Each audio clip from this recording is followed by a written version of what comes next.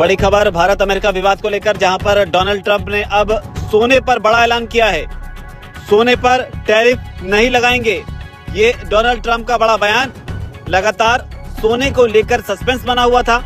पिछले हफ्ते ही भारत और ब्राजील समेत कई देशों पर 50% का टैरिफ लगाने के बाद अब ये सस्पेंस खत्म हो गया है। सोने पर अमेरिका की ओर से टैरिफ नहीं लगाया जाएगा और इसे ही लेकर social media platform truth social पर डोनाल्ड ट्रंप ने बड़ा पोस्ट करते हुए लिखा है कि सोने पर टैरिफ नहीं लगेगा। और ये फैसला ऐसे वक्त में आया है जब सोने की कीमत रिकॉर्ड स्तर पर पहुंच गई थी।